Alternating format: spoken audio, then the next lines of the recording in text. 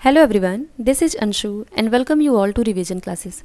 Discuss करेंगे genetics का important topic जो कि है मेंडल्स लॉ ऑफ इनहेरिटेंस में से। और आज हम डिस्कस करने वाले हैं इसमें से पहला लॉ जो है लॉ ऑफ डोमिनेंस। ठीक है बेटा, आज हम लॉ ऑफ डोमिनेंस के बारे में डिस्कस करेंगे।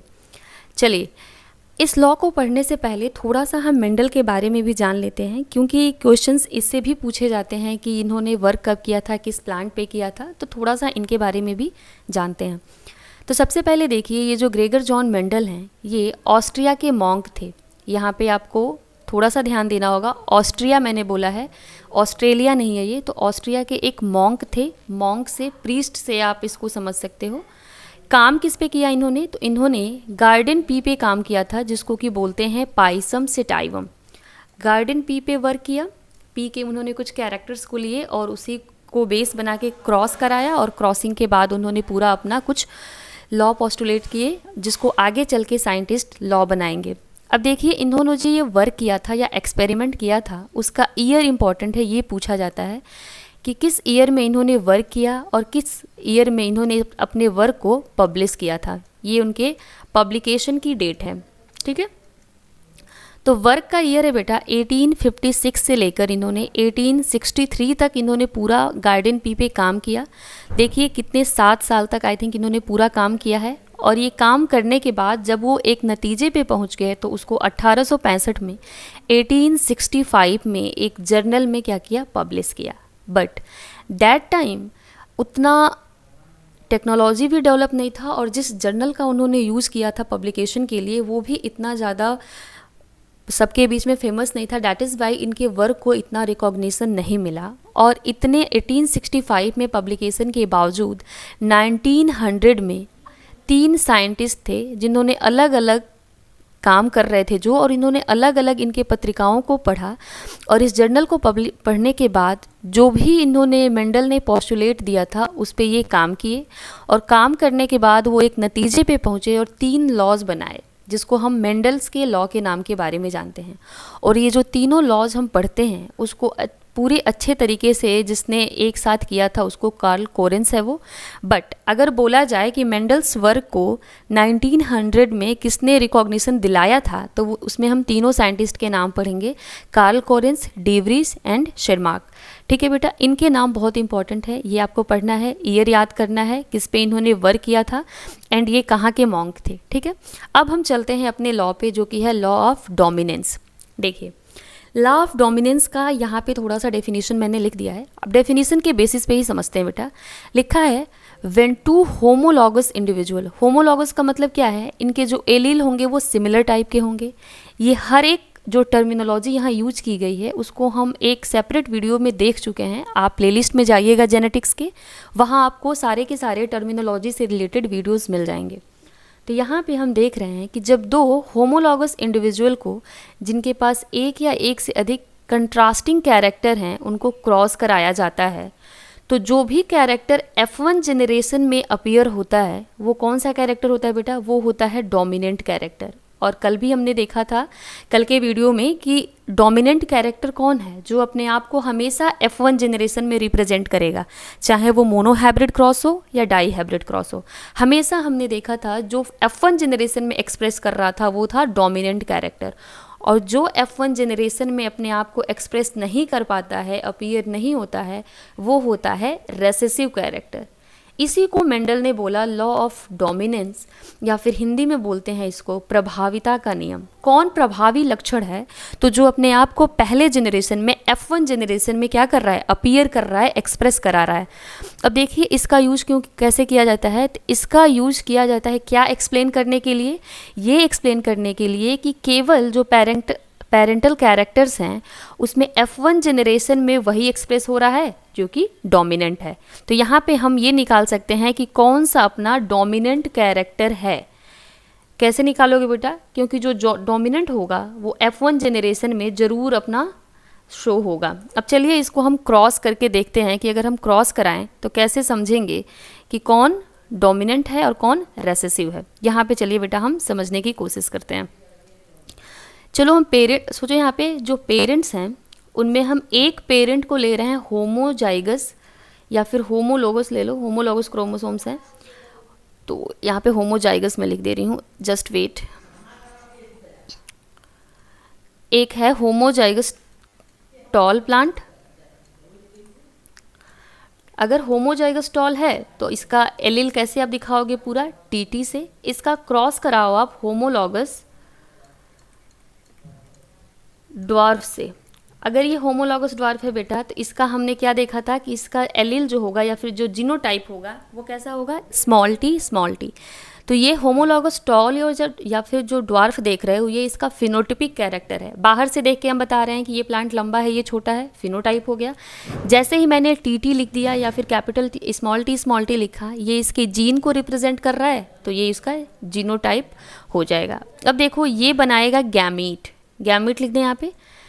गैमीट कैसे बनेंगे बेटा, कैपिटल टी बनाएगा एक टी, और स्मॉल टी से अपना बन गया ये स्मॉल टी।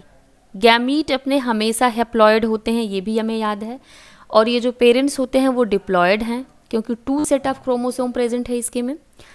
अब जब हम क्रॉस करा रहे हैं, क्रॉस का मतलब जानते हो क्या होता है, समझो पॉलिनेशन करवाना है। अगर ये मेल प्लांट था और ये क्या थी, फीमेल प्लांट थी, तो ये समझो कि इनके स्टिग्मा पे इस टॉल वाले पॉलिन ग्रेन को लाके हम पॉलिनेशन करवा रहे हैं।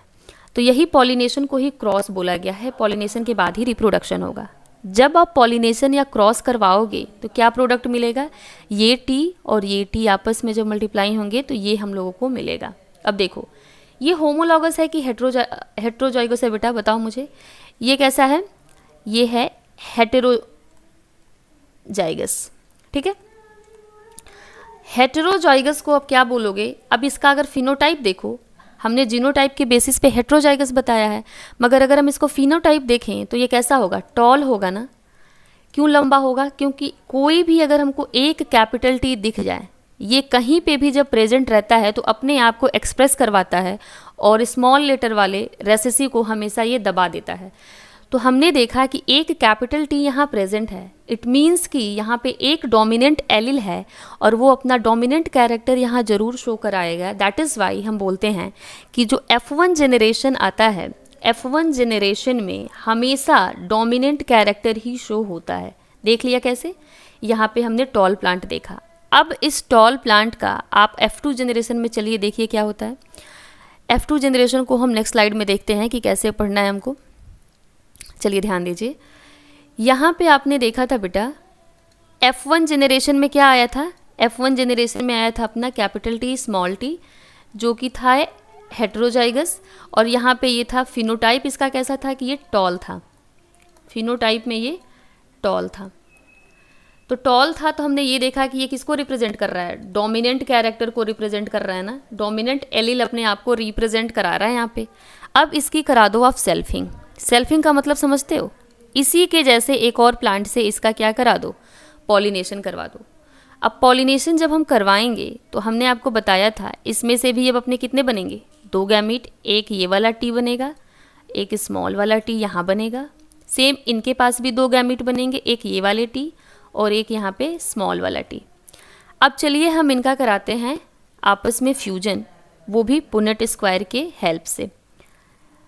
अब जब गैमीट का फ्यूजन करवाओगे तो आपके पास क्या क्या मिलेंगे, देखिए बेटा, इधर मैं लिख रही हूँ ऊपर की तरफ इनको, ये वाले जो कलर हैं इनको मैं ऊपर लिख रही हूँ। समझो ये मेल प्लांट है और ये समझो फीमेल प्लांट है। फिर से क्रॉस कराने का मतलब इस वाले प्लांट के स्टिग्मा पे इनका पॉलन ग्रेन लाके हम कराएंगे क्या, पॉलिनेशन, देन इनका होगा रिप्रोडक्शन।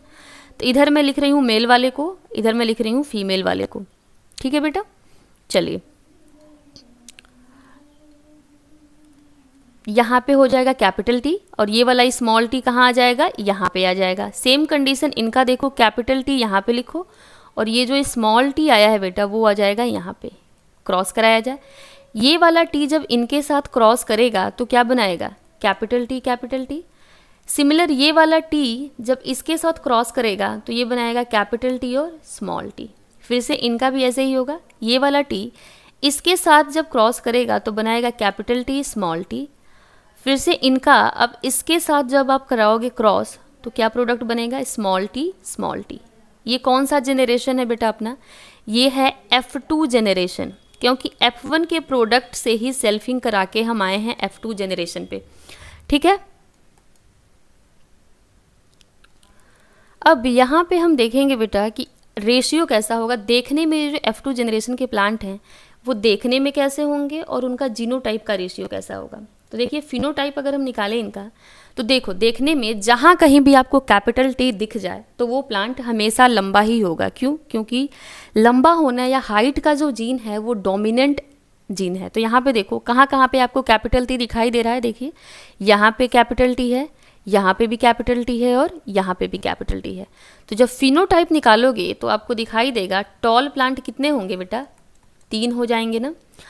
ड्वार्फ वाले को देखो कितने प्लांट ऐसे होंगे जिनकी हाइट छोटी होगी। तो ड्वार्फ हमेशा कौन सा है, रेसेसिव वाला है। तो रेसेसिव वाले में कौन सा होगा बेटा, जिसमें दोनों ही क्या हो, स्मॉल टी। तो यहाँ पे दोनों स्मॉल टी हैं। तो एक होगा अपना कौन सा, ड्वार्फ वाला ये। अब अगर कोई आपसे पूछे कि लॉ ऑफ डोमिनेंस में जो हमारा फिनोटिपिक रेशियो आता है वो क्या होता है, तो रेशियो इसका कैसा हो जाएगा, अगर रेशियो निकालो तो वो होगा 3:1। 3 टॉल प्लांट आए और एक ड्वार्फ प्लांट आया। समझ आया बेटा। अब हम देखते हैं जीनोटाइप का कि जीनोटिपिक रेशियो कैसा होता है इसका। जीनोटाइप में क्या देखोगे, एक देखो ये वाला जो टीटी है, एक अपने पास टीटी बना है। रेशियो बनाओ, कैपिटल T और स्मॉल टी कितने आए हैं बेटा, 2 आए हैं ना। तो नीचे उसके 2 लिख दो। दोनों जगह कैपिटल T कितने के पास है, एक के पास है, तो एक जगह ये लिख दो। अब देखो स्मॉल टी कितना है, सिर्फ एक है ना, तो उसको भी लिख दो यहाँ पे। अब देखो इसका क्या आया रेशियो, 1:2:1। कैसे आया बेटा, हमने जीनोटाइप देखा है कि कहाँ हमको ये एक जैसा मिला है जहाँ पे दोनों कैपिटल T, कहाँ पे ऐसा है जहाँ एक कैपिटल T है एक स्मॉल टी है, तो इतने हमको 2 मिले थे। और दोनों जगह जहाँ पे रेसेसिव है वो 1 मिला है। तो ये अपना हो गया जीनोटिपिक रेशियो। तो हमने क्या देखा, लॉ ऑफ डोमिनेंस में मेंडल ने मोनोहाइब्रिड क्रॉस के बेसिस पे लॉ ऑफ डोमिनेंस दिया, जिसमें ये बताया कि जब भी हम होमोलॉगस प्लांट के बीच में एक ड्वार्फ और एक टॉल के बीच में क्रॉस कराते हैं तो जो पहला जनरेशन आता है F1 जनरेशन, वहाँ पे हमेशा ही डोमिनेंट एलील अपने आप को रिप्रेजेंट करेगा। रेसेसिव वाला कभी भी F1 जनरेशन में एक्सप्रेस नहीं होता है। मगर जब F2 जनरेशन में हम उसी F1 का सेल्फिंग करा के आते हैं तो देखते हैं कि यहाँ पे दोनों ही कैरेक्टर हमको दिखाई देते हैं, एक अपना रेसेसिव वाला भी और दूसरा डोमिनेंट वाला भी। तो यही कहलाता है लॉ ऑफ डोमिनेंट, जिसमें पहले में सिर्फ डोमिनेंट दिखाई दिया है। तो ये था हमारा लॉ ऑफ डोमिनेंस के बारे में। ऐसे ही हम अगले वीडियो में देखेंगे law of segregation and law of independent assortment. तब तक के लिए वीडियो को आप लाइक करिए, शेयर कीजिए एंड यस, आने वाले और भी वीडियोज़ के लिए आप चैनल को सब्सक्राइब करिए और नोटिफिकेशन के बेल आइकन को क्लिक करिए। Thank you for watching.